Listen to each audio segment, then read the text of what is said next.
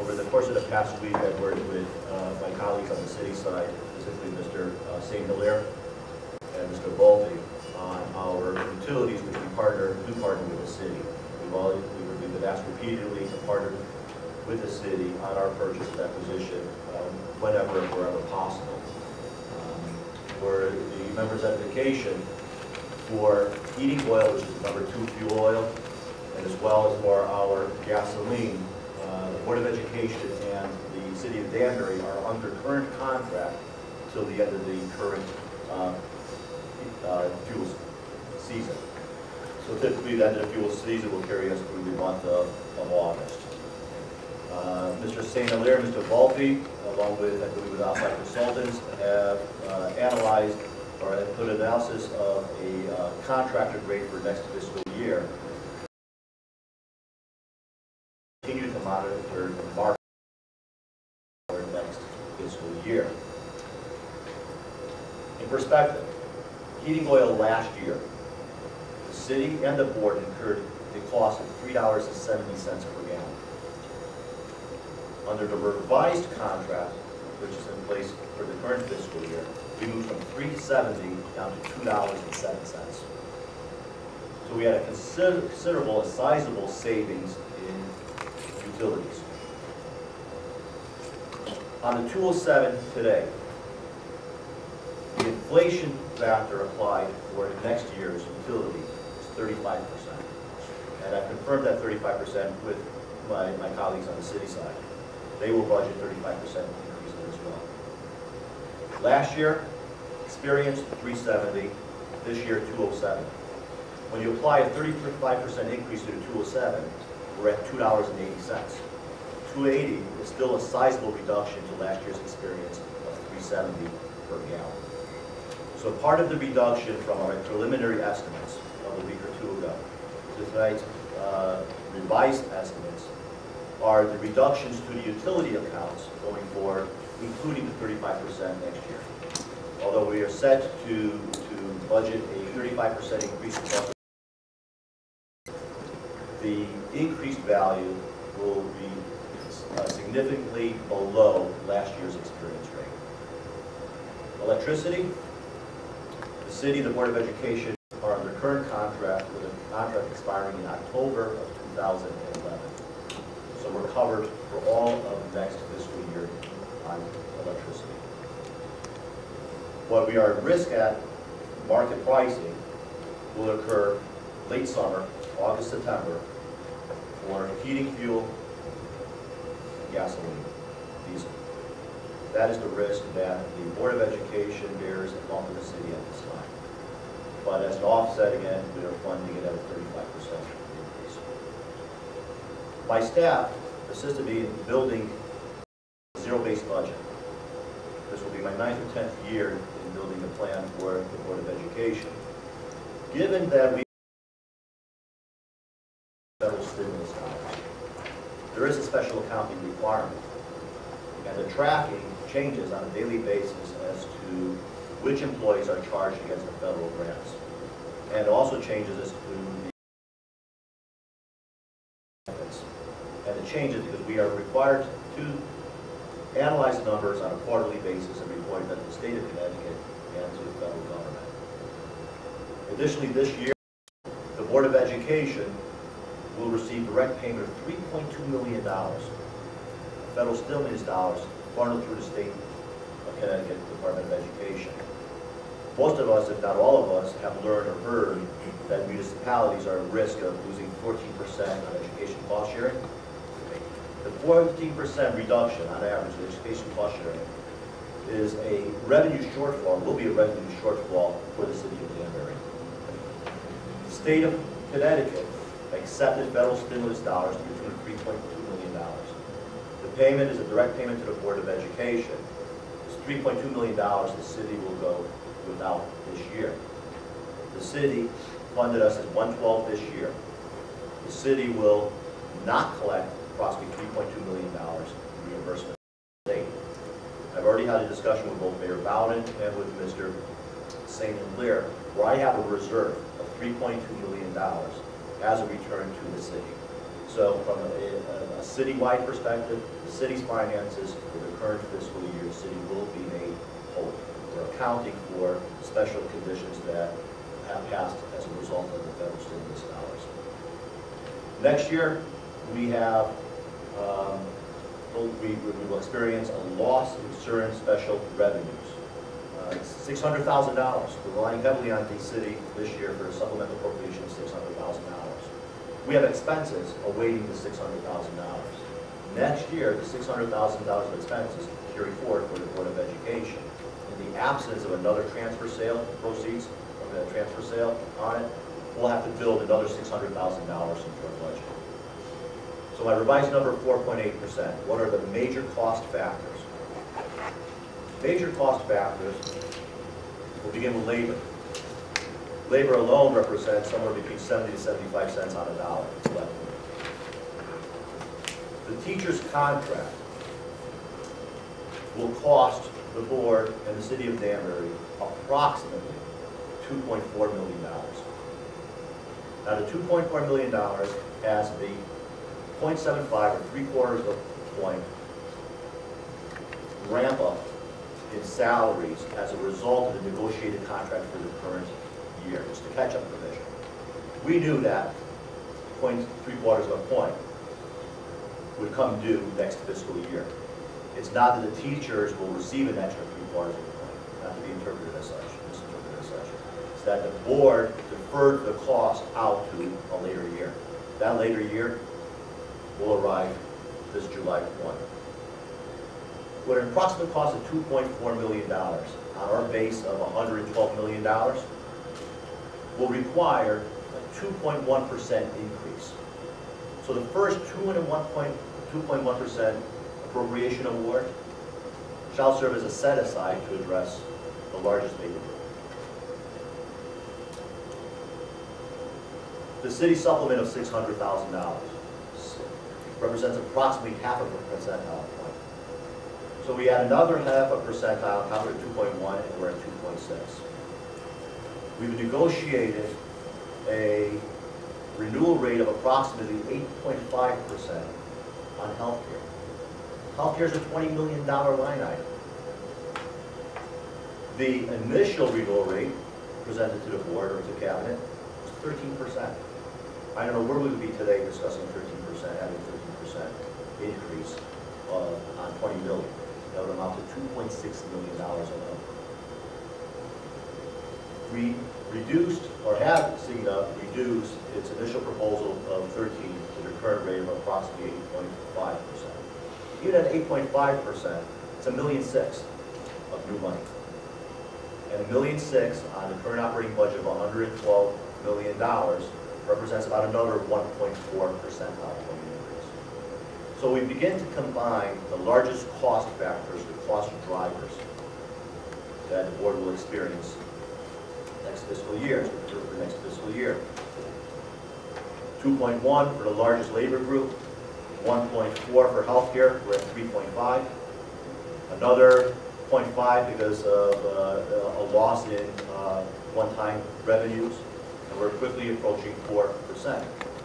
So when we present, or when I present a request to take what exists today and roll it forward with an estimate of 4.8%, we're only allowing approximately 0.8 of a point to address all other contractual obligations.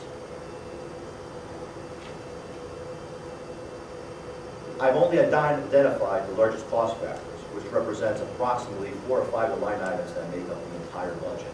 I'm sure as we step through, and we have an opportunity to step through the entire budget, we'll see that the approximately 0.8 to 1 percentile point can be, or has been addressed. I've also taken the opportunity this year with my staff is to build a budget based on zero-based budgeting. Prior years, it's always been a challenge to meet the contractual obligations and keep all other accounts flat funded, while the experience over the past 2 to 3 years has continued to rise. So perhaps, case in point, 3 years ago we had an account appropriation of $500,000, and we can meet the $500,000 appropriation. And with a 5% request, 3% funding, or 0% funding, first obligation, meet all your contractual obligations, abide by all your contractual obligations. Thereafter, all remaining accounts, flat fund next year. What's the sense of flat funding, $500,000 next year? For the past 2 years, we've been tracking $700,000 to $800,000.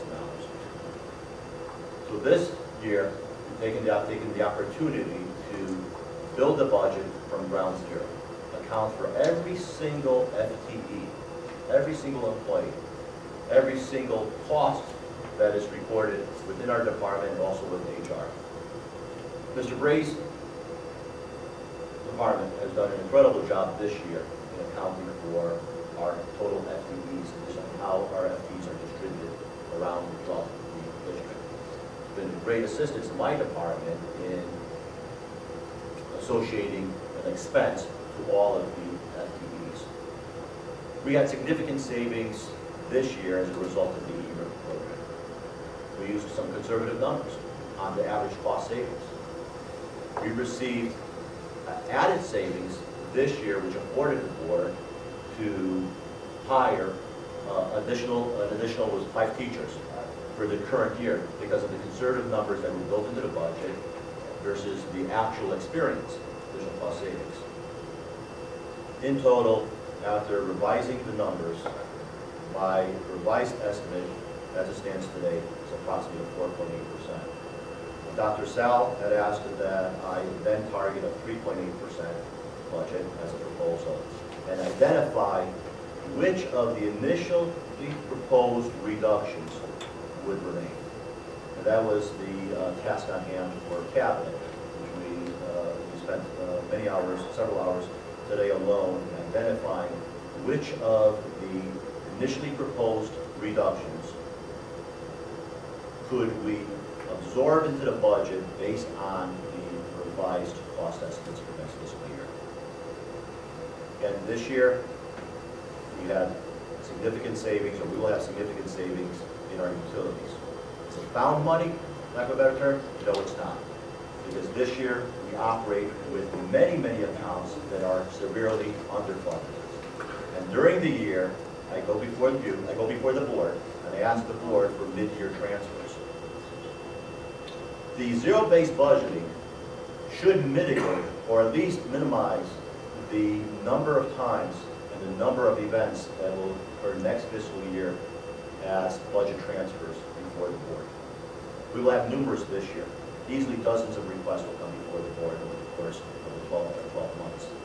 Next year, I believe the accounting, as it's been revised, where money is needed, money has been applied. Where money has an estimated surplus for the current fiscal year, money has been cleaned up. So we've had many pluses and many minuses over the course of the past week, with the net effect calls for a 4.8% total increase to carry forward the district as we know it today, with a target of 3.8 in mind. I think the board, as I said to you, what we recommend is what we think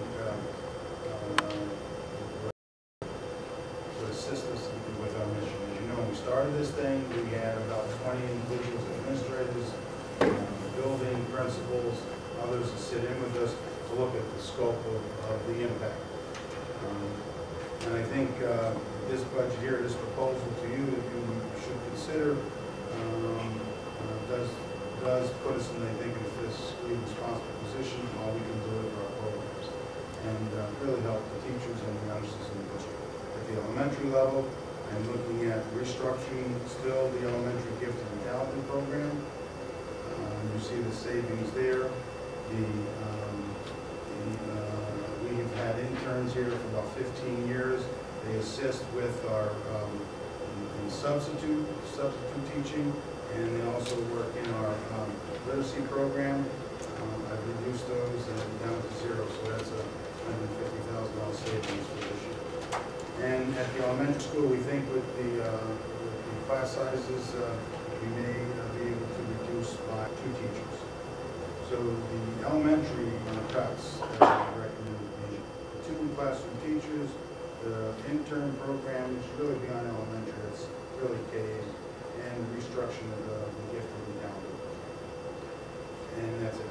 At the middle school, we would restructure, again, the gifted and talented by providing an after-school experience, and we would reduce by one our middle school instructional coach. At the high school, at the enrollment, we would look at reducing one at ACE. We would be restructuring two classroom teachers at the high school, not fill the stadium management position, which we didn't do this year as well, and shift the payment for high school supervision by teachers and athletic events to the general fund to get receipts.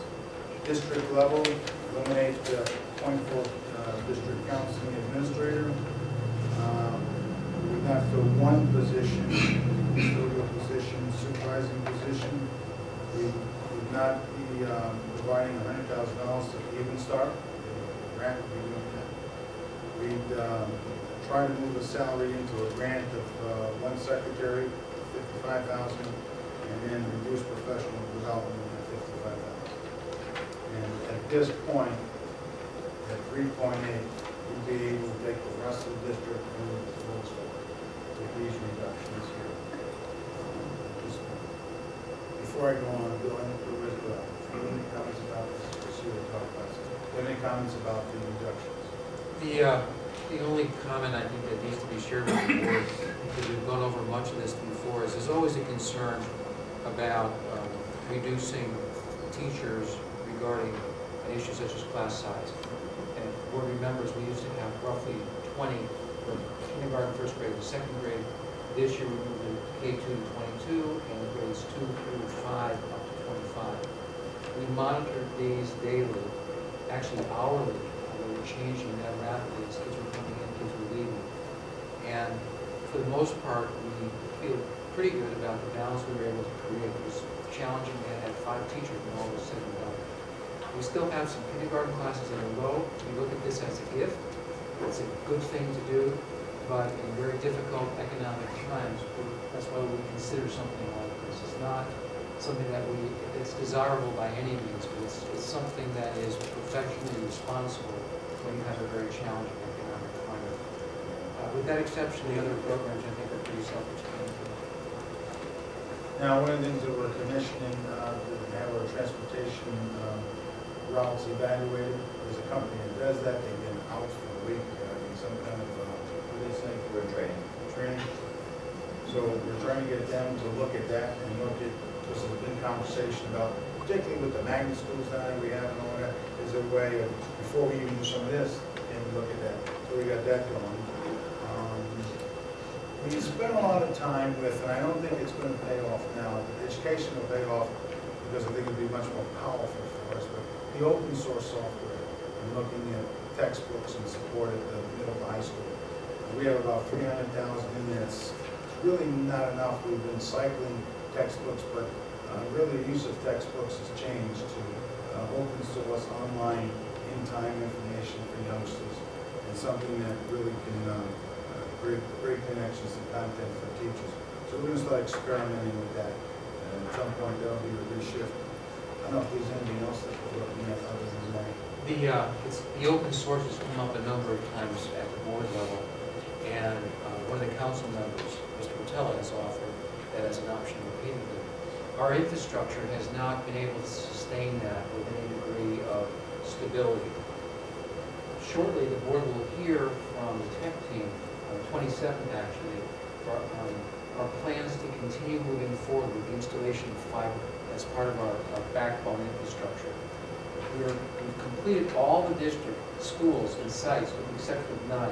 And we're finishing up the 9 elementary schools in conjunction with our E-rate program, which is the telecom reimbursement that we get from the state, as well as money that we currently have built into the budget for that particular item. Once that backbone is in place, all of our schools and administration buildings will be connected with fiber.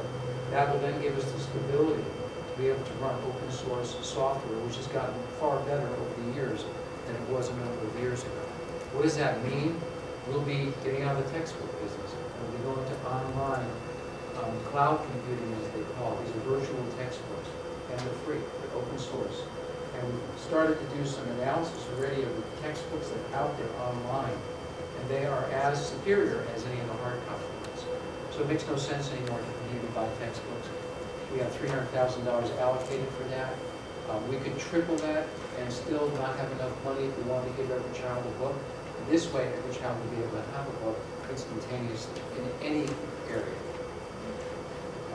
One of the numbers that you may want to write down on your pad as you think about my suggestions is that even with this, the reductions equates to about 11.4 reductions of administration, teachers, and support staff. So still 11 and a half folks, positions that we would be reducing. You can see here, we felt really, we all felt strongly about the K programs, and we felt strongly about the supervision on the campus. It's all things that, again, when we study the things, the block schedule, these are all things that, that we looked at. But right now, to move forward, based on what I know now, I would say the board should consider these items as you deliberate how you want to move ahead with the budget. So. So this proposal makes supplants anything that we've seen before? Yes. Okay, so which makes somebody like my ways in the industry, immediately when I get home, I'm going to throw out all the old stuff and just keep it resupply. I'm confused. I think, by the way, I just want to say, looking and comparing, as you can see, I have them both in front of me, but I commend you for actually coming up with what you did compared to what I had seen before. I'd like to say also, thank you for the work, and everybody's work, for the Board of Ed, the finance people, as well as the cabinet, for taking it and adhering to the direction. We kept going back and saying, redo it, start, basically start at zero again. I also think Stanley's suggestion about taking other people's thoughts and incorporating them, which is also good. So we've learned a lot this year relative to what we do to get more people involved in our process. With regard to the health insurance, that was a significant savings. Was that a function of negotiation or just revising down the estimate? Negotiations. So that was excellent. And tightening the competitive bid process, bringing other vendors to the table as well. Now, which played a part of this too, we had some co-premium increases that teachers gave us. Absolutely. That premium was 13.8 and a half, it wasn't all. That's right. I mean, that helped us. Teach get back there and something. So you put that together. Plus, we went in there and spent on hours with them, and we asked for zero. It's about 4 weeks ago. So back and forth and everything. When you put it all together, it's correct at this point. And we did get some other bids. You all know that from Blue Cross Blue Shield. They came in over 10%. 10%. We're in the budget. Up to 10%. And I do want to understand one thing. We signed the document, the board, that with the state, with the TDEC, that says that we were going to meet certain challenges. We also charged you with the budget scenario to come up with a fiscal responsive budget that will enable you to meet these challenges. In your professional opinion, you're saying that this recommendation will allow you to meet those challenges? Okay. Well, and let me put a call, but we are also diligent every day looking at more money for professional development. We're looking at money for teachers to do, we have a ban on travel. We're trying to supplement all of this and leave the classroom as much as we can intact. And this allows us to do that reasonably move forward. We may need to do another some half days more than we did.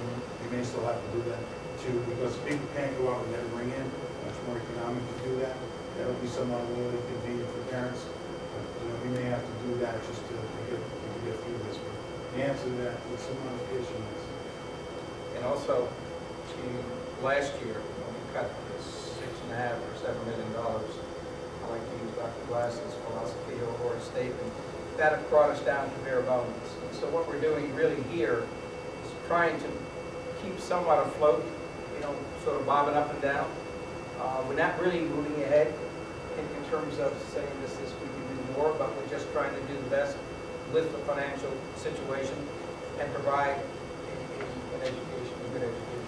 Well, if you look at the elementary level, you know, the reflection of reducing 2 teachers, we added 5 back.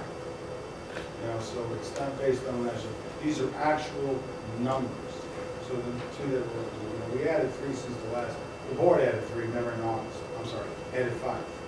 And then we added the high school. 2 in the high school and you added 1 total at the 26 in the high school. So, you know, so that's helpful. So that's why we think we can do that. A little concern that I have, the middle school numbers at 6th grade, we have to keep an eye on that. We're meeting with that. Dr.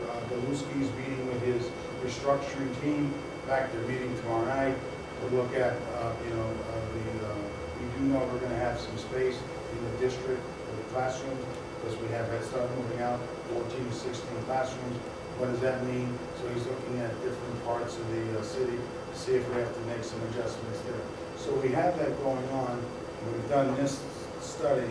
When May comes around, if things come down a different way, then I think we've gotten enough behind us that we've looked at these diligently to make some educated decisions with this, instead of just, you know, reacting.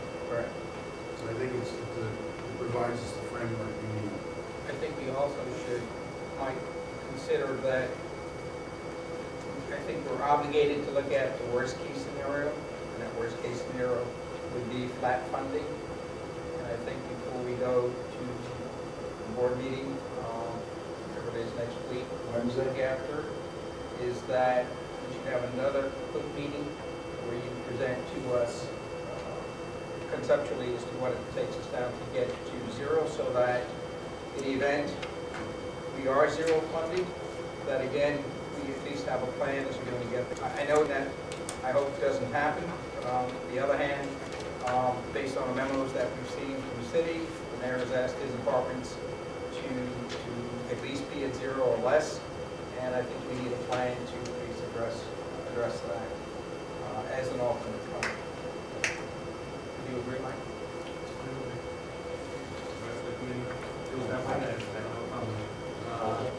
Sally, you want to respond? Well, no, I think that, I understand and I think we've provided, you know, soup to nuts kind of a thing.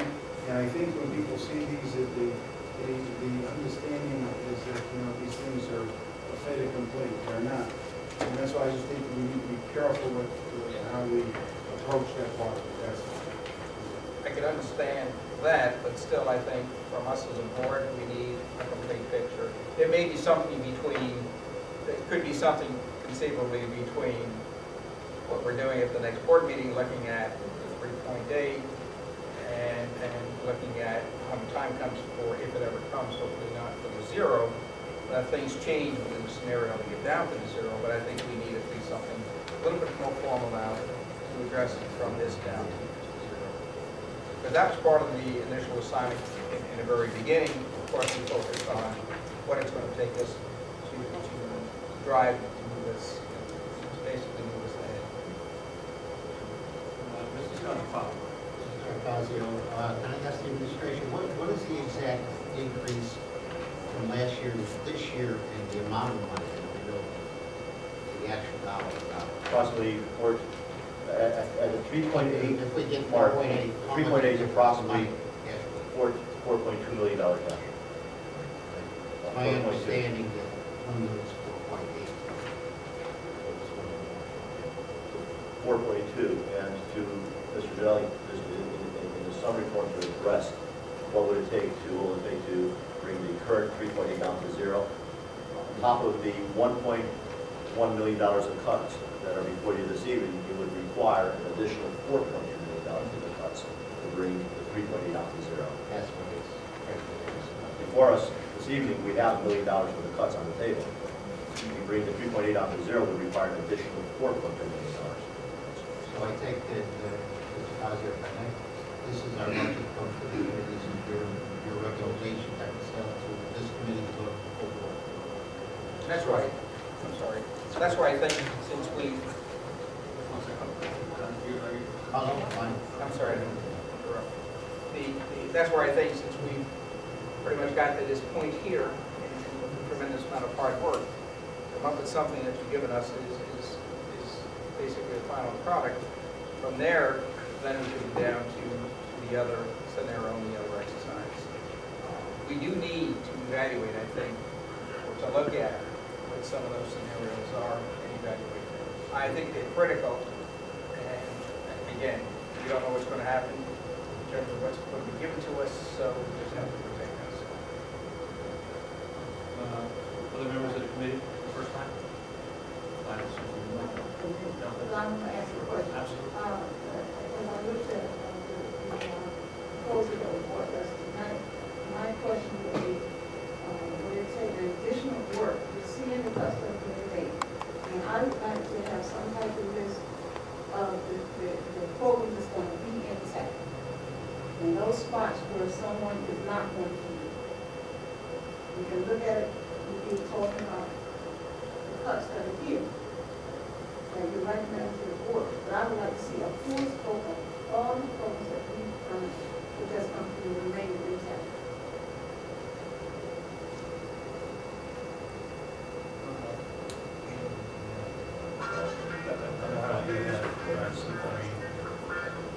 Well, okay, you go to the high school, and you told them what you remain at the high school, so then show me what programs will be intact.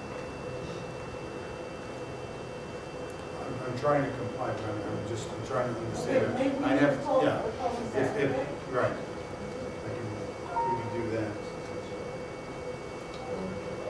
Understood, then we would have to, we would be required to identify all the remaining programs, which is all inclusive, all extracurricular, all the specialties that we offer, all the basic core requirements, all the leftovers, which is 99% of the school district. But it's, What we have is, done. I would imagine so. I mean, it's a large undertaking, in all honesty, it's a large undertaking to identify the 99% of remaining programs that make the district. And I'm not asking, I don't know if this, and they're,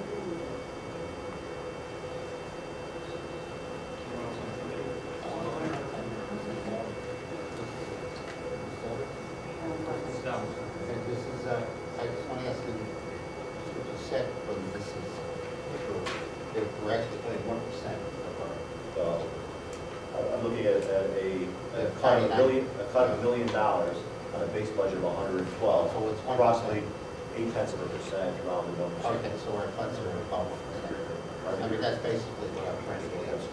Thank you. No, I'm not, I'm just asking for my own opinion.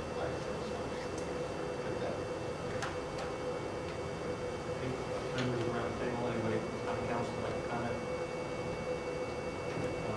Mr. Fox? Thank you. I just wanted to start by acknowledging, I reserve thanks till we're finished with the process, but I just wanted to acknowledge the administration, those members on the committee, for their gargantuan effort to put this together. Also the members of the councils for their participation, and the members of the public who've attended and have participated to some extent as well. Just wanted to acknowledge all of these efforts.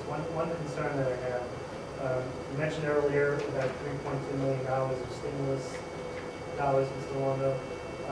How sure are we of receiving that going into the next year? And then going forward, I guess the stimulus money is only authorized to next year. Thank you. That still defers a potential major problem for us in terms of when that money does go away. The city probably will not be in a position to pick that up. And so what types of contingency planning are we doing?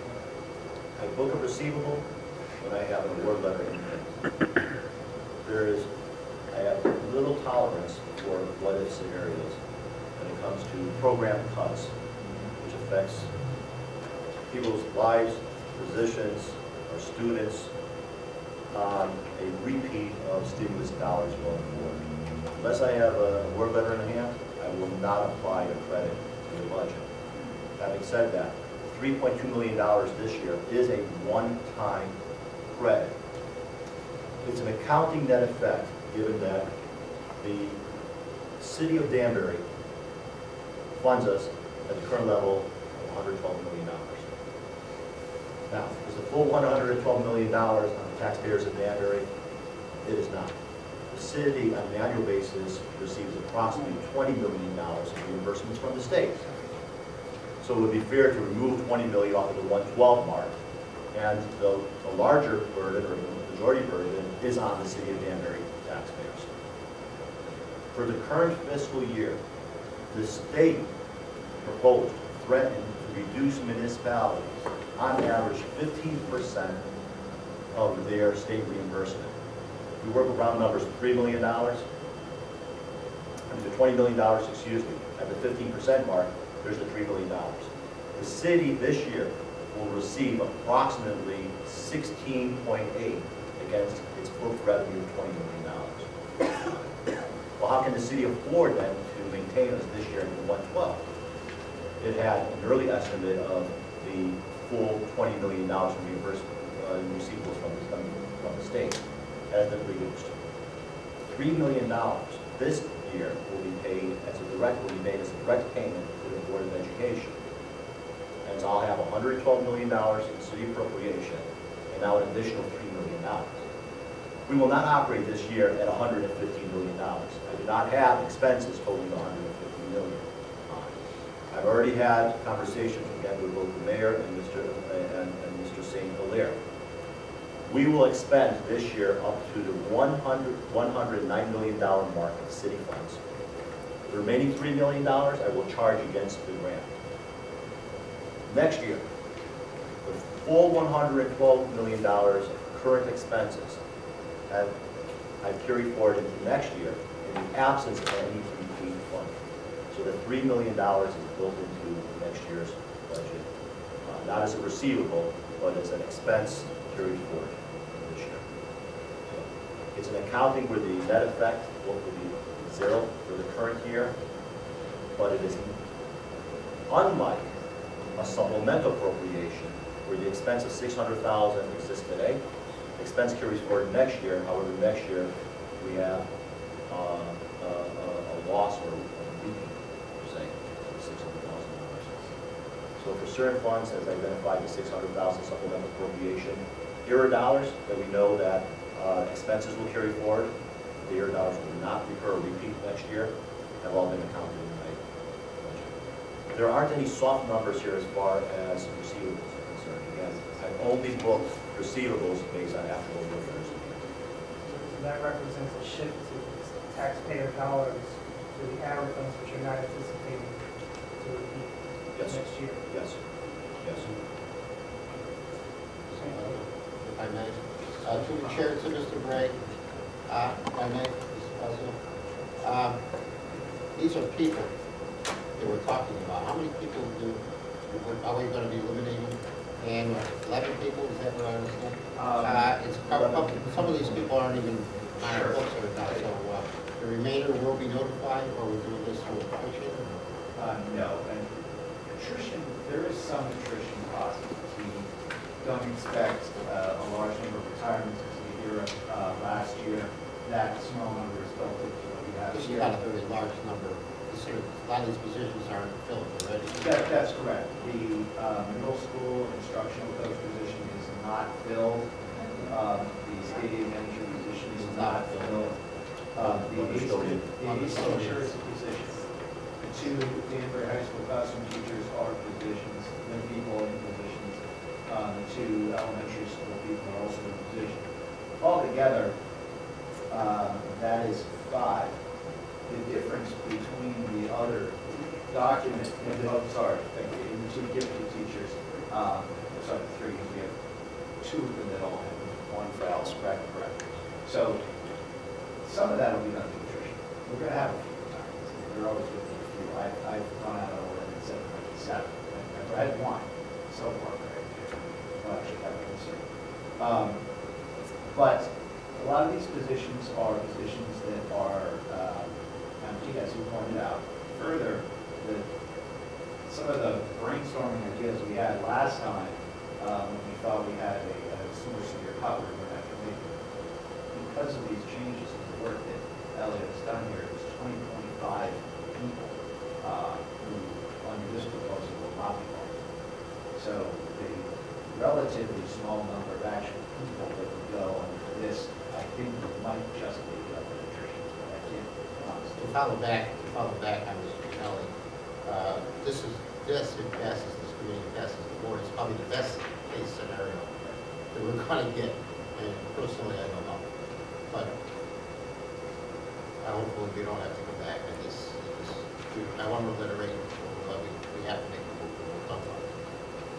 I also think that to mitigate, we might mitigate this, we always, when the board considering, you probably get leaves. If you want to leave, people will ask for leave, so, you know, if we're very fortunate to stay at this level, you know, last year, even with everything, how many people lost their position?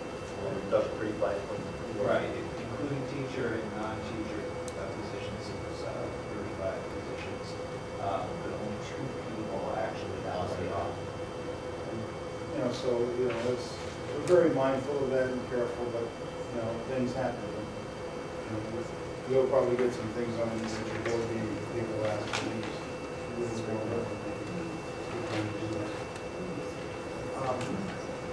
I guess what we'll do is we need to have another meeting, but one of the things that have come up that, you know, as we vet these things through, and that's what we're doing, I'll probably answer, maybe look at the programs, I'll go through the high school NEAS book, they have all the programs in there, probably how like those that might be beneficial for you, about what we know. And we'll work on the elementary, so we just got to give you time for the next meeting. If it turns out Friday, it might be tough there. We'll discuss options for another meeting. I have a question, Emilio. We had prior discussions about a proposal that was put forward by the high school principal to move towards block scheduling. And one of the comments was made that one of the roadblocks that pops up to move in that direction is around professional development. How will the impact of the cut of $55,000 for professional development impact the attempt of the high school to move towards block scheduling, which may ultimately have the savings for us down the road? So I know that that's more that couldn't be implemented this year. We talked about that, but it may be an option to do in subsequent years, because I don't envision money coming down from someplace for next year either. So it's going to be a tight budget scenario as we go forward in the next couple of years. So I know that they're moving in that direction. How will this $55,000 cut impact their ability to move towards block scheduling? Maybe not that's a good person to answer that. It's a great question, and there's a lot of, I guess the best way to say it is either there are misnomers out there or misinformation. In order to capture different numbers have been shifted around, $700,000, et cetera, 16%, so on and so forth. What would have to happen is there would have to be a significant change in the number of classes that teachers would actually teach. So moving from a set number to adding another class to each teacher, and then going to one of the varieties of block scheduling models that we've talked about. That would take place literally over years before we can start to recoup that kind of money. So the initial thought, and it does tie directly to professional development because it's a huge undertaking, would be to go something like a 4x4 block, where it's you teach one set on Monday, you teach a different set on Tuesday, then you go back on Wednesday and you repeat, and the same thing on Thursday. And Friday stands alone. That's one particular model. In order to move to that, it would require substantial training. Virtually every staff member at the high school that has any kind of instructional responsibility. So we would, and when we looked at the professional development line, going from about 189 down to 134, 135, as Sal mentioned, we're concerned about that. And we're trying to cut in places that don't directly impact kids.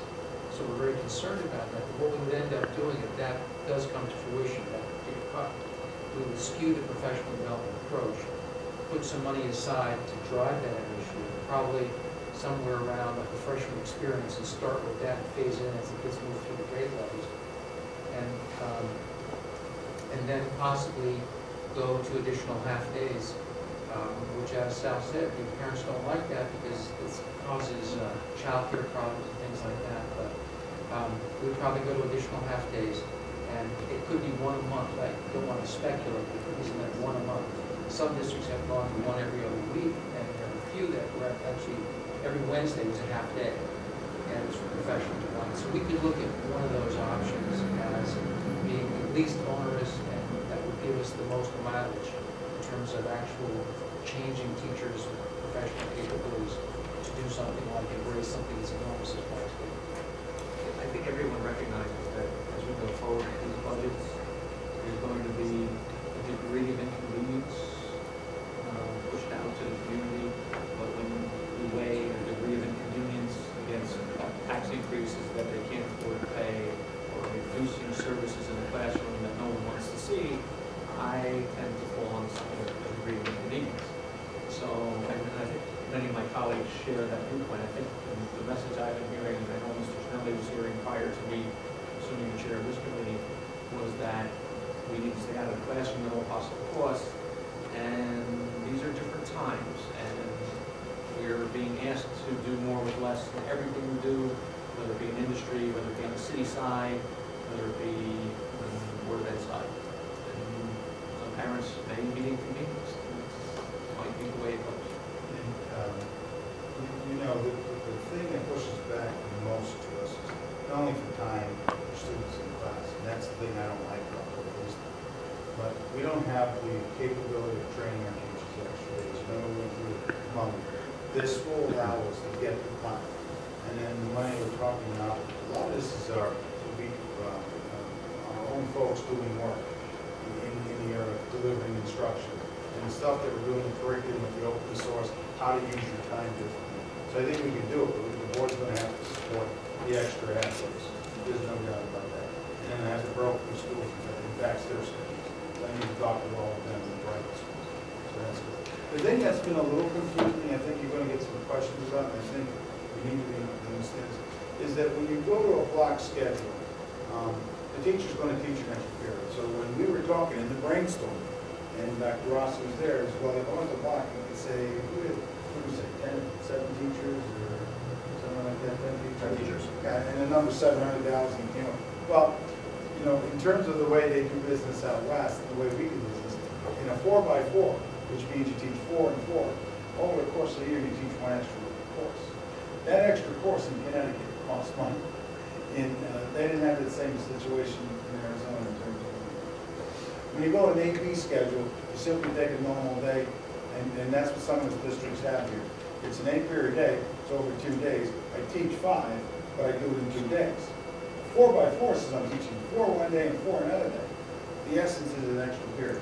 So 20% of the time has to be negotiated for teachers. And the way we do our numbers, that's never going to save that kind of money. So that's one thing that happens. The second thing that happens, I think that, as Bob has said, and over the years we have a lot of kids in study halls. I don't think that's a good idea. None of us do. We have a closed campus, and we want the kids engaged in the classrooms. They get 1 period off and really work. Well, if we're going to have a block schedule, some districts don't go in that direction because what it does, it opens up time. If you give our kids a 4x4, give them the same graduation requirements you have now, by June, these kids are done. That's not going to happen. So you're going to have to look at graduation requirements because these youngsters are going to take more electives. So you really aren't going to save money. You're going to provide more of a quality education. The teacher loads are different because it's reduced, it's spread over time. So there are a lot of good things that impact. So the 700,000 was not, is not accurate, and that's why. I think there's some real confusions. Right? You may be asked about that because I keep hearing that. I think just to piggyback on that, Sal, I think you hit on the key words there. Is it provides for better education, and again, the focus is to change the way we do business, to continue to provide a high-quality education. We might save, and then we might not, but it might not cost us more to get to the higher quality education. And I think that's the direction. Again, that's been coming from the committee. Correct me if I'm wrong, please. So I think that I applaud you. I think that's good. I like what Dr. Rossi had to say. I think you guys are doing a great job with this. So that's from my perspective. Anyone else on the committee How about City Councilman? Quick question, through the chair. I think you may have already answered the question, but I just wanted to make sure I heard it correctly. I know we read about something in the paper either today or yesterday, and the parent brought this up to me as well about the principal situation in the village. Is that, I don't know, I guess we take One away the principal. one of the ideas when we were looking at the scenarios was that you have 4 campuses for 2 of our elementary schools for K-5. Is the idea of going to a single principal between campuses and then giving support, i.e. with a teacher that's released or but there'll be one principal in charge of those buildings. So if that's what you mean. Is that still happening with this proposal? No, that's not on this proposal. No. Okay. But if you listen to what Mr. Jelly just talked about, and that's why I'll come back and I'll say it again. I think that we can, wink this. If you seriously come back with a zero budget, there are things that we're going to have to operate differently. And the board's going to have to make decisions. All we did was list some brainstorming ideas about what it would look like to get there, which we already did. And those were on the list that we talked about, along with the co-curriculum, pay to play, and pay to participate. All of that stuff was on there. Will we get there? Well, only time will tell. But at least we know now, and it's not something, for example, pay to play. If this happened to us May 1st, May 15th, April, summer, we'd say, well, let's do that. When we did the research, with Dan Donovan did the research, any of only 8 top ergs are only ergs that are able to do pay to play and collect money. The ergs that are in our erg that didn't found out 2 things. One, that they never were able to collect it, and after 1 year they had to eliminate it. And then third, they had to hire people to figure that out. So, now it's not a knee-jerk at the board says, I said this to them, okay, if we can't do pay to play, it doesn't make sense, then we need to consider reducing levels instead of reducing, saying it's a co-pay. So those are the kinds of things we're doing now, instead of doing in May. That's but those are not on the list at this point.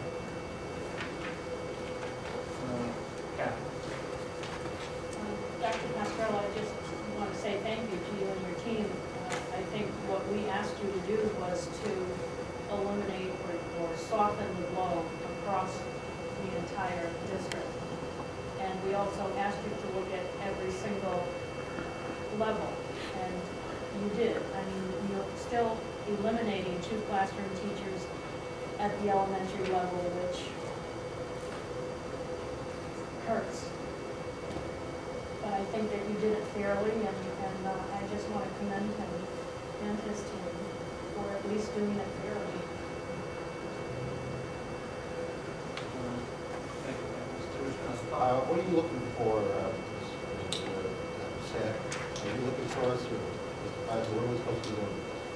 I mean, put back, or we're supposed to recommend? In a short period of time, we're going to have a recommendation to the full board coming out of finance committee, which would be our recommendation to approve the budget as representing to us, which as of tonight is this plan. That was the discussion. We will talk about that when we get to the end. Okay, I didn't know if you were, it's not on your slide. No, I think it's from administration that we need to discuss. This was just initially. Because things change rather rapidly, as we all see. Okay, I just want to clear, I thought this was said. We're trying to, again, this is a very reasonable number, 3.8% in terms of delivering our quality of service that we've been accustomed to seeing in Danbury. To do it with this small increase, I think is a reasonable request. I think that's what our charge to administration was, to get it to a reasonable request and really destroy the system process. So I think we're pretty close to being there. We may tweak it a little bit further, and then we're going to have to see where we end up. Things change on a daily basis coming out of Hartford. I don't know. I don't know when they're ever going to get right, but we'll see. Anybody else? committee. How about common council? We're looking for input, as always. The other thing that I would like to state is, as what Mr. Gianelli said,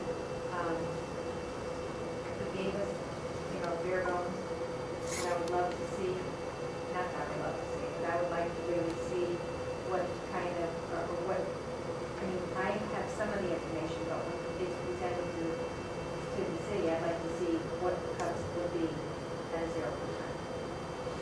In terms of like what Mr. Gianelli's proposing. I think it would be worth your while to show. I think we saw We think a lot of that. Huh? I get what we saw. Yeah, I know.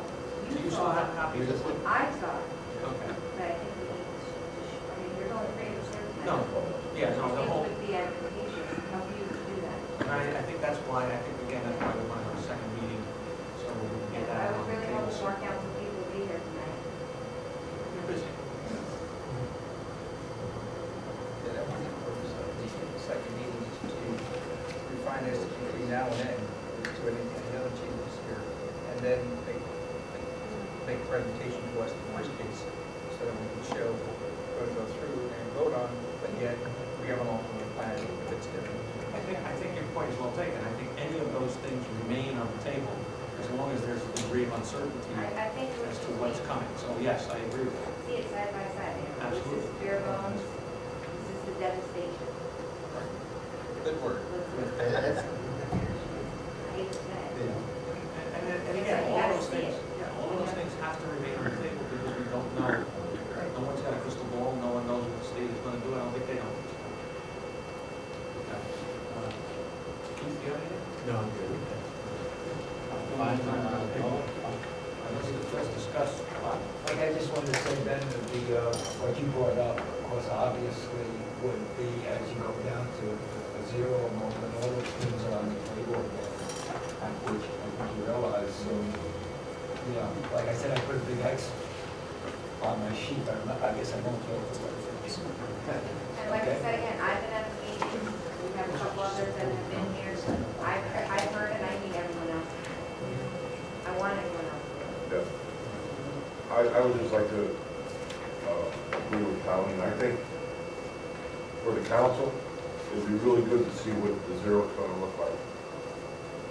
Because, That's all right. everybody wants to cut, but when you see what you cut and how it's gonna affect the district. That's great. I think that's very good feedback. I think that I would either have a problem with getting that to them at our next meeting. Once the board, once the whole board looks at it. Would you like that before, we were asking for? I've been here, I know what they are, I mean, I know it. No. And I have this one that's only, it was at 5.8%, which was a lot of, or 3.5%, and the amount of cuts. Okay, So 0% is going to be a longer list than this. so you would prefer then, because again, this is going to be a committee recommendation coming to the full board. The full board has to make that determination of what they're going to send to City Hall anyway, which may be 3.8, maybe 5.8, could be neither one of the two. I'm not proposing to speak for the full board, nor is this committee proposing to speak for the full board. It's going to be a recommendation of the committee, what we're going to recommend that the board does. The board could say, yeah, we're going to do something else, which has happened. As you well know, it happens on the council. Right. Stuff comes out of committee, it doesn't end up the same when it comes to the full council floor. If you're asking that the full board give you both, give you what the board is going to recommend as the board budget, Preliminary. and or can it be, do you want it as preliminary? How do you want it? Excuse me? How do you want it? Preliminary, or do you want it at following the board meeting and the recommendation?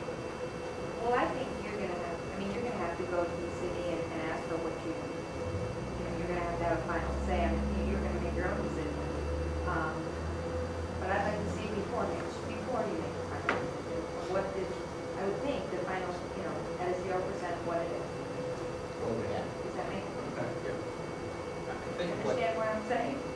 I think so. For our finance committee, whenever we do it before the next board meetings, between now and then, what I would recommend, propose to us, the finance committee, is a refinement of this, because of whatever changes that may or may not come up between now and then. In addition to that, the more formal document that says this is what it's down to 0. the way we can present it is when it's presented to the board, whenever the finance committee does, we will recommend to the board which of these that we want to be adopted, and then perhaps as a supplemental addendum to that document, I don't know if it's formally done, you can just say, as a what-if scenario, this is proposals that we have to go down to zero if we want to give it more public information. But certainly by the next time we have a finance committee meeting, whatever that is in the next few days, the information that you and I are requesting, everybody else's, would be addressed and documented, or identified, I should say. I have Bob next. I have Bob, and I have Irving and Joe. Bob? Yeah, we have a February 1st, Rogers Park, I believe, where we're going to be a budget. General, is going to be this kind of information. To go out there and Rogers Park to the public, or should we just basically, this is what we're thinking right now, this one, I mean, things are moving very, very quickly. Timelines, I have your February 1st Rogers Park, and then I have a special meeting on February 3rd. So what does this give us for a meeting, and what are we going to present at that citywide PTO? The meeting, my understanding, correct me if I'm wrong, Sal, the meeting with citywide PTO is to present what we're going to recommend as a budget. So that will be our recommendation. Going forward. That's Monday. That's presentation at Rogers Park will be the recommendation, whatever one of these multiple scenarios we recommend as a full board to the public. Am I correct? Correct. That's would be my understanding. No, what I was trying to get, if we have the information, what the worst case scenario of zero issue, we can then have to see like PTO. I mean, do we want to, okay, let's be as transparent as possible. And they see Well, information. okay, the council knows, the PTO knows, okay, then no surprises. I think, Bob, this is my own personal opinion, I think that would be something that we can discuss at the full board, at a board meeting, and let the board decide how they best want to go forward with that. I don't think that's the purview of the finance committee. Well, I think that's a full board issue. I think. Well, I think that decision should be made, is what I'm saying. Committee members, you agree with that? Bob, you okay with that? Oh, yeah, I just think it has to be something that's decided, All right, so we'll bring that up quickly. Kathy, can you make sure that comes before that when we go to the board, that we ask all 11 members, and that this becomes a discussion item as far as our report. So we get direction from the board which way we're going to go on. I had Irving, okay, I had Irving, and then I had Joe. This is for Mr. Lola, just to be clear, that zeros actually still involves, it's an increase to the Danbury taxpayer, even at zero, because of the stimulus funds disappearing, is that correct? I'm sorry, yes? Even if zero is, even if the zero increase is approved, because the stimulus dollars go away, doesn't that still result in an increase to the taxpayer? Well, it increases the amount, the total amount of cuts that we would face to bring the 3.8% down to zero. So built into that $4.2 million, the variance between 0 and 3.8% is $4.2 million. Built into the $4.2 million are the non-PERSA grant funds or ERA funds for next year. So it increases the amount of reductions that we would face, or be faced with, to reduce the 3.8 down to the 0%. So it would still be flat to the Danbury taxpayer? That is flat to the Danbury taxpayer. I just wanted to, The board asked us to meet with the employees, and we did, for all of them, and just one of them scenarios here was the furlough days. And so I presented, we had, all the unions did, did we not? Yes. And I presented it, and we left it that way. So I hadn't heard anything back, but we did talk about the possibility of the furlough day and how it would impact the budget. You may recall that each furlough day would result between $215 and $225 thereabouts per day of say, if you would shut the entire system down, shutting down the entire system. Everybody, so that would be something. We have 4 of those. You know, as I say these things, those are training days. It's the only, because you have to have 180 students. These are purely training days. We talked about the transportation, we talked about the third day, and is there any other things that we have in the bubble that we were talking about that we didn't speak to the board and asked us to look into? We're supposed to have values. Can you think of anything we missed? Is there anything I didn't bring up to you? Was that, the servo days? Those are the schools. Mrs. Stanley, if I may, when you do get your, I mean, we will comply with your, make sure the board members have 0 days, or what possible, we have to remember that things are changing. It's just as Dr. Sell says, for all the decades, there's all kinds of scenarios. And in these, whatever you may see, maybe now it finally comes out. Because although the money is in your hands, we're the only ones that can cut, as you know. Right. So things could change. Right. You know, I don't want you to think that what you see may happen, may not, it could change. But basically, it may be the same. I just want to make everybody sure that you. Right. One of those days, basically, that's been negotiated. Oh, yeah, those are not unilateral days. Those are days that you have to sit down and they would have to accept that, and that would be all the groups. It's not something you can just So I say. should clarify that the teachers and administrators, the teachers being, as always said, by far our largest group, they would have to agree to even talk about it. The other unions, it's an impact negotiation issue with the teachers and the administrators primarily. We would have to ask them to talk to us. We don't have to on this decision. We have asked. One more time to the committee, any other comments? Okay, we're looking at a date of January the 25th, Monday, which gives us 2 days prior to the board meeting, so if we have any changes, we can present it to the full board on the 27th. And then hopefully the board makes its decision on the 27th, and we can go forward with the budget issue, see what we go. That meeting's February. So the budget will come to you either on the 25th, this Monday, or the 27th following the board meeting, either one of those 2 days. So that's finance Does that work, does that work for the council? Yeah, you said January 25th? Monday. And we're going to be burning the It's midnight. Monday. Are you inviting us to come? Oh, absolutely. Yeah. We like the whole council to come. I don't have anything on our agenda. But either way, we will get the documents zero base to you, either following the committee meeting on Monday. Again, coming out of the committee is only going to be a recommendation. Committee, the board could change it totally on Wednesday. I think it would be better coming to you after Wednesday. But either way, you'll have it next week. That's a good deal. Thank you.